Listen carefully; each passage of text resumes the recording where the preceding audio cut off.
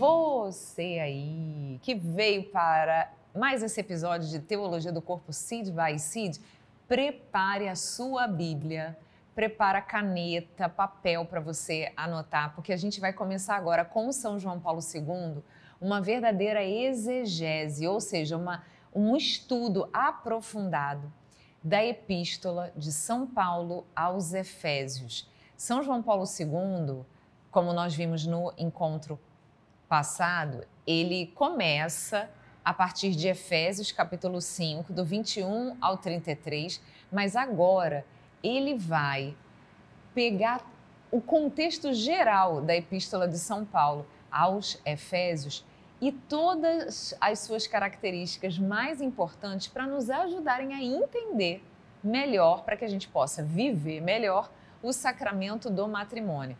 Uma vez eu escutei um bispo aqui do Rio falando que teologia a gente estuda de joelhos.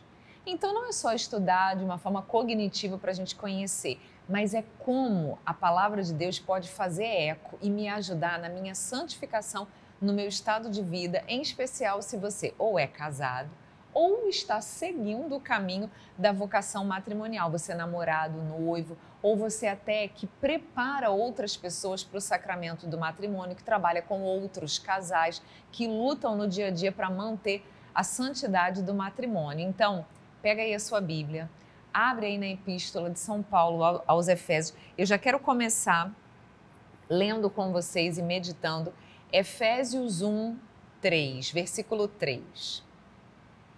Bendito seja o Deus e Pai de nosso Senhor Jesus Cristo, que nos abençoou com toda sorte de bênçãos espirituais nos céus em Cristo. Só esse iniciozinho da Epístola de São Paulo aos Efésios já é assim, se você estava desanimado, se você estava cansado, se você está enfrentando muitos desafios, só isso já é aquele alívio, aquele revigoramento da nossa alma. E a partir desse versículo, a gente vai agora começar essa viagem pela Epístola aos Efésios que São João Paulo II faz. E que riqueza de fato, porque não são bênçãos puras e simples, não são graças puras e simples, são bênçãos em Jesus. São bênçãos que saem do Pai, mas passam por Jesus e chegam até nós. Então percebam, e com isso você de novo vai conseguir perceber por que o Papa São João Paulo II, quando vai falar de matrimônio, ele diz, não faz sentido falar em matrimônio se ele não estiver referenciado a Cristo, se ele não estiver referenciado à Igreja, se ele não estiver referenciado a essa união, Cristo e Igreja, na realidade, homem e mulher dentro do matrimônio. E o capítulo 1 continua, a gente vai pegar vários trechinhos, por isso que eu falei, prepara aí a sua Bíblia.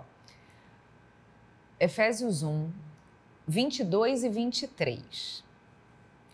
Tudo ele pôs debaixo dos seus pés, os pés de Cristo, e o pôs a Cristo acima de tudo, como cabeça da igreja, que é o seu corpo, olha o corpo aí, a plenitude daquele que plenifica tudo em tudo.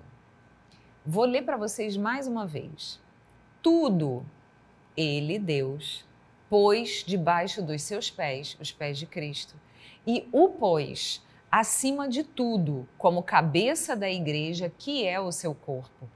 A plenitude daquele que plenifica tudo em tudo.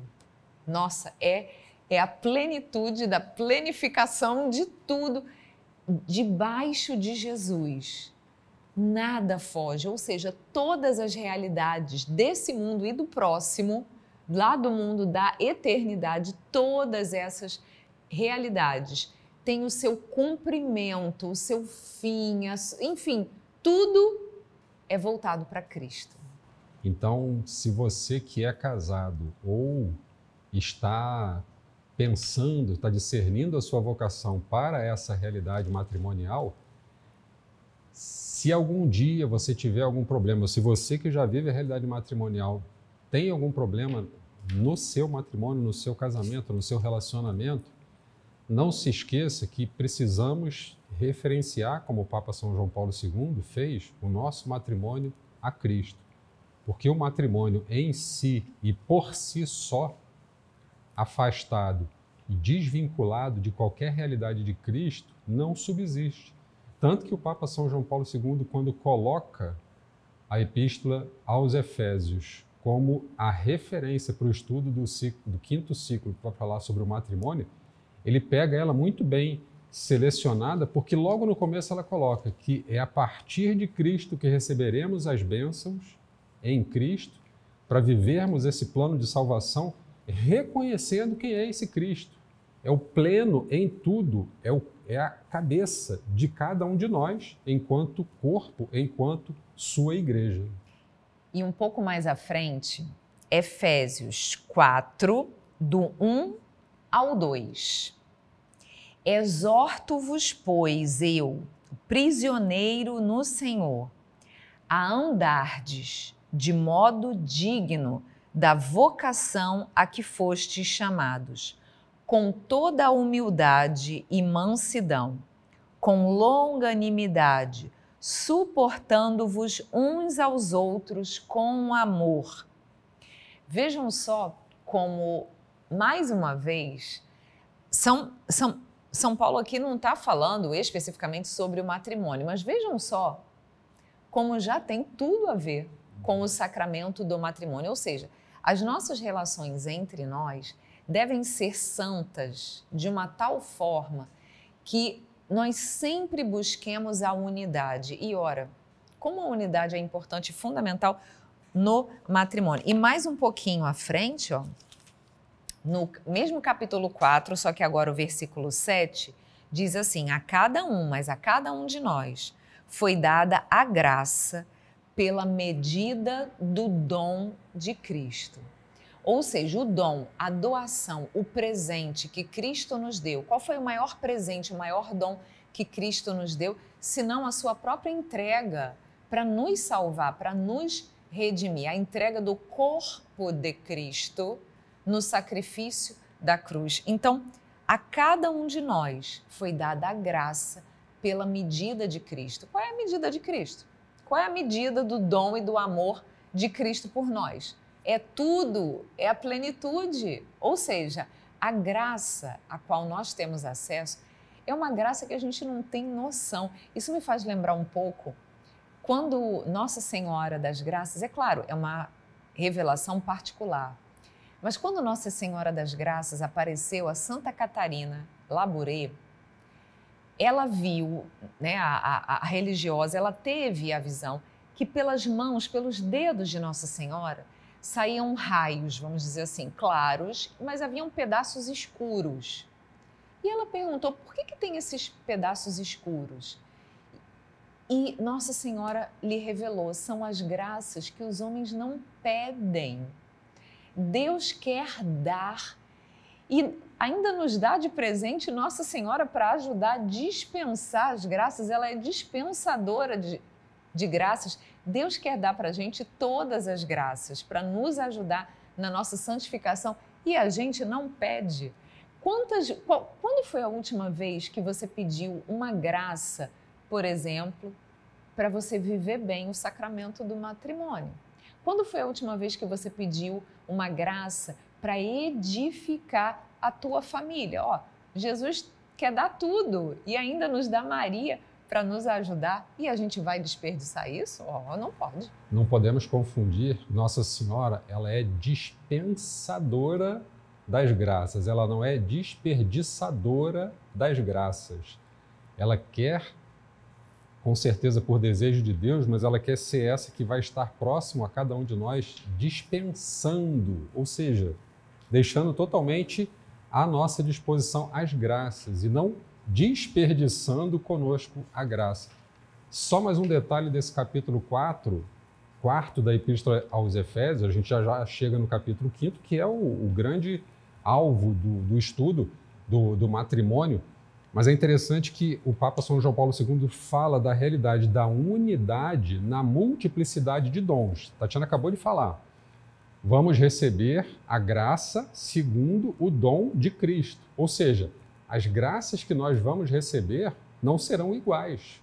Elas serão relacionadas às nossas necessidades, aos nossos pedidos, porque se nós não pedirmos as graças a Deus, elas não virão.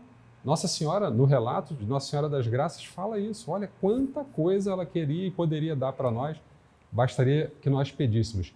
Esse é o Espírito. Conservar a unidade do Espírito pelo vínculo do amor. É a realidade matrimonial. É que espírito, e aqui fazendo um paralelo do Espírito Santo com o espírito desejo, intenção. Com que espírito você mantém o seu casamento? Com que espírito você luta? Um espírito de união, um espírito de quem quer estar junto, de quem junto enfrenta as dificuldades, ou é aquele espírito, como a gente fala popularmente, espírito de porco, que não está nem aí para nada?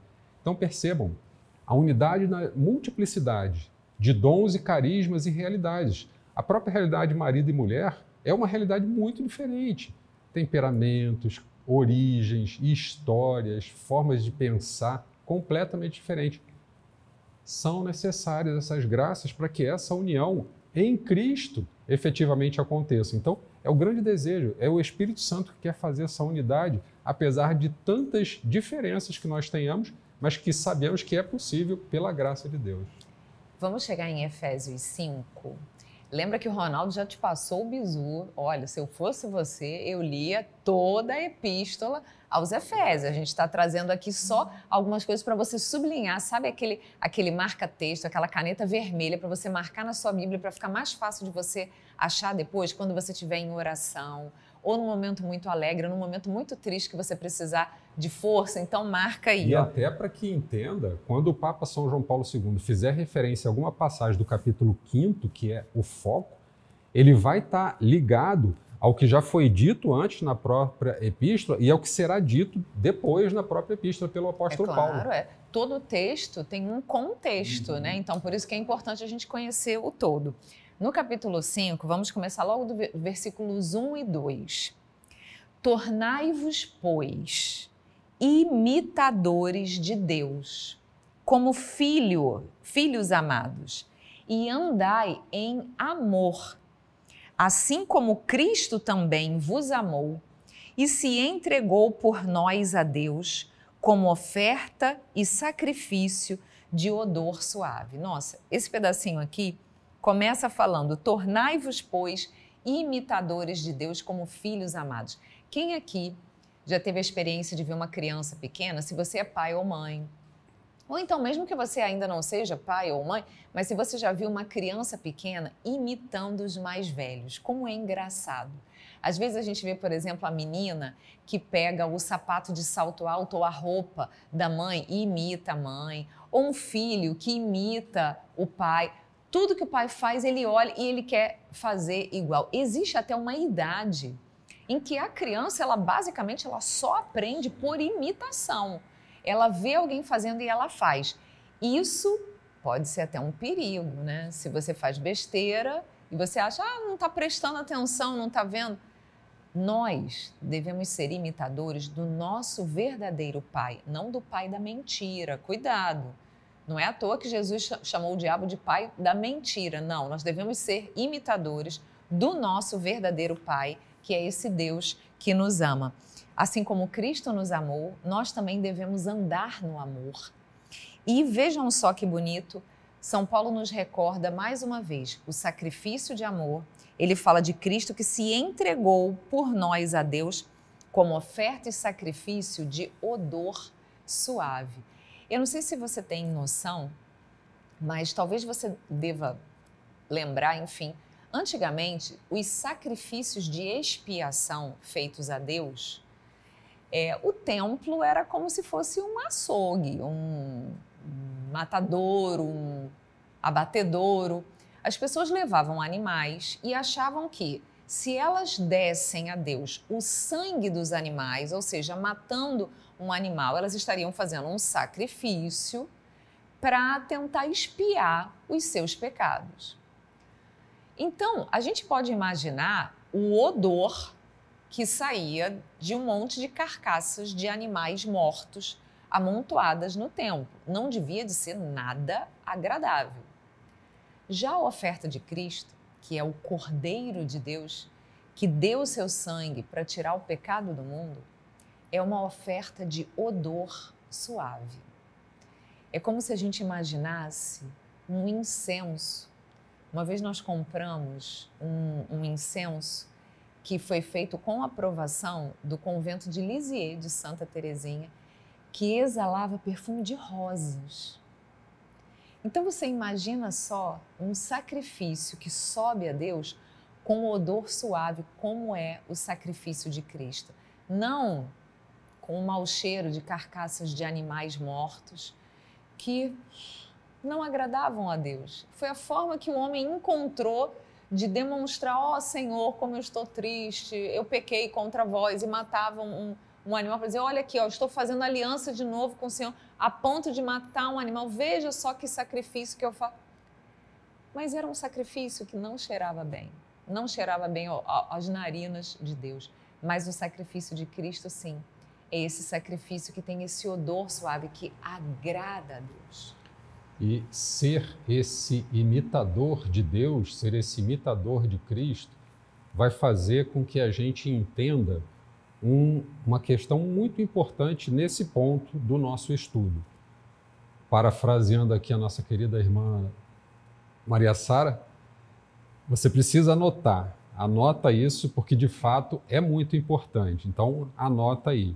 É a gente entender o mistério de Cristo na igreja. Qual é o grande mistério de Cristo na igreja? Por que Cristo... Você poderia ter mil e uma respostas, mas o grande mistério de Cristo na igreja foi mostrar que a vida cristã relacionada a Cristo é uma vocação de todos, mas é uma vocação de todos porque ela brota do plano divino. É um sonho de Deus que nós possamos viver como seus imitadores. E Cristo veio à Terra e deu continuidade à sua missão através da igreja, por isso que ele é a cabeça, é a origem, é aquele que pensou e doou tudo para que a igreja pudesse existir, doou a sua própria vida. Cristo e esse mistério de Cristo na igreja, ele é revelado, ele é mostrado para a gente, porque ele vem mostrar para nós a nossa vida cristã é uma verdadeira vocação. Somos todos vocacionados. Por que vocacionados? Porque é voltar às nossas origens, é voltar ao início. E voltar ao início é voltar ao plano de Deus, ao plano divino de origem. E como que a gente faz isso? Sendo imitador dele. Então, por isso, e quanto mais a gente imita alguém, mais parecido a gente fica, não é verdade? Tanto que, dos mesmos exemplos que a Tatiana deu, a gente sabe que existem outras realidades, como, por exemplo, a mãe que vê o filho fazendo alguma coisa igualzinho ao pai, ela fala assim: nossa, você está igualzinho ao teu pai. Por que ele está igualzinho ao pai dele? Porque ele está fazendo as mesmas coisas que o pai está fazendo. Então, ele tem essa mesma identidade. Cristo veio nos devolver, o homem veio ser apresentado ao próprio homem através desse mistério de Cristo na igreja, para que o homem, entendendo quem ele é, a sua humanidade, pudesse viver essa vida cristã fazendo a mesma coisa que Deus faz, sendo imitador de Deus. E, continuando um pouco mais, a gente queria refletir com vocês ainda no capítulo 5, mais 3 versículos. Capítulo 5, versículos 8, 11 e 18, que vão nos revelar que ser imitador de Cristo passa por viver uma vida espiritual. O que significa isso? Versículo 8. Outrora erais treva, mas agora sois luz do Senhor. Andai como filhos da luz. Depois o 11. E não sejais participantes das obras infrutuosas das trevas, mas antes denunciai-as. E no 18. E não vos embriagueis com o vinho, que é a porta da devassidão, mas buscai a plenitude do Espírito. São Paulo pega coisas bem assim, que fazem parte da nossa vida material, a escuridão, o entorpecer dos sentidos, o vinho como aquilo que entorpece os nossos sentidos, que nos deixa mole, que não nos deixa com prontidão, tanto que a pessoa que dirige, por exemplo, embriagada, nossa, é um perigo. E nós devemos andar como filhos da luz, andar com o dia claro, com tudo bem iluminado, com os nossos sentidos 100% alerta, não embriagados, entorpecidos pelas coisas desse mundo. É claro que São Paulo aqui não fala só do vinho, bebida, mas de todas as coisas materiais que, quando se sobrepõem à vida espiritual, que quando ocupam o lugar de Deus, acabam nos entorpecendo. E aí a gente não fica rápido para andar no caminho certo, para andar no caminho da luz. E, seguindo, ainda dentro do capítulo 5, claramente a gente vê que o apóstolo Paulo fala, capítulo 5, para o casal, para o homem e para a mulher, mas ele não fala só para o casal. O casal ali é referência, porque o casal vive o amor preferencial. O casal precisa viver esse amor preferencial entre eles, para que a partir desse amor preferencial entre eles possa chegar, né, e desaguar também em toda aquela realidade que envolve a vida do matrimônio a partir da união do homem e da mulher. E aí, finalmente, no capítulo 6, que pode ser, vamos dizer assim, dividido em duas grandes partes, São Paulo fala sobre a vocação familiar, sobre a vida em família, e depois, no finalzinho, sobre a armadura do cristão. Vamos começar no iniciozinho, em que ele diz assim, Efésios 6:1, Filhos, obedecei aos vossos pais no Senhor, pois isso é justo. Ou seja, nós fazemos justiça ao amor de Deus toda vez que a gente ama e que a gente honra, obedece o nosso pai e a nossa mãe. Aí ele lembra do mandamento da lei de Deus, honra teu pai e tua mãe. Efésios 2, é o primeiro mandamento com promessa. E aí continua no versículo 3, para serdes feliz e teres vida longa sobre a terra. E aí um pouquinho mais à frente, a batalha espiritual, que é Efésios 6, do versículo 10 em diante. Acho que vale a pena a gente ler, que nos inspire nas nossas batalhas, no nosso dia a dia, não só de quem é casado, mas de todos nós que somos cristãos e sabemos contra quem nós lutamos, quem são os nossos verdadeiros inimigos. Teu verdadeiro inimigo não é a sua mulher, nem é o seu filho que te dá muito trabalho, nem é o seu esposo que se desvia de vez em quando do bom caminho, não. O nosso verdadeiro inimigo são as forças ocultas nos ares. Finalmente, fortalecei-vos no Senhor e na força do seu poder. Revesti a armadura de Deus para poderdes resistir às insídias do diabo. Pois o nosso combate não é contra o sangue nem contra a carne, mas contra os principados, contra as autoridades, os dominadores deste mundo das trevas, contra os espíritos do mal que povoam as regiões celestiais. Por isso, deveis vestir a armadura de Deus para poderdes resistir no dia mau e sair firmes de todo o combate. Portanto, ponde-vos de pé e cingi os vossos rins com a verdade, revesti-vos da couraça da justiça e calçai os pés com o zelo de propagar o evangelho da paz, empunhando sempre o escudo da fé, com o qual podereis extinguir os dardos inflamados do maligno. E tomai o capacete da salvação e a espada do Espírito, que é a palavra de Deus. E assim a gente percebe como o apóstolo Paulo e São João Paulo II vem nos dizer que toda essa realidade ela é possível de ser enfrentada, mas considerando o que ele pede para que a gente se arme, não vai ser tão simples assim, mas não vai ser impossível, vai ser possível. Basta que a gente esteja... Tudo isso aqui acontece quanto mais nós imitamos a Deus, quanto mais nós nos aproximamos dele, mais estaremos armados com o capacete, com o escudo, com a lança, de todas essas realidades que o apóstolo Paulo coloca para nós, para que a gente possa viver enquanto homem, enquanto mulher, enquanto matrimônio, enquanto família. A gente quer então te convidar para que você, em oração, peça a Deus essas armas espirituais por você, pelo seu casamento, pela sua família, pela sua vocação, pela sua alma, porque nós temos as forças do mal, mas nada se compara ao amor de Cristo por nós e à proteção do sangue de Cristo derramado na cruz para nos salvar. Então a gente não precisa ter medo. Vamos nos aproximar de Deus e Ele se aproximará de nós. No próximo episódio, vamos trazer mais uma reflexão para vocês sobre o sacramento do matrimônio e essa beleza que é o amor de Deus dentro do nosso pequeno amorzinho. Até a próxima!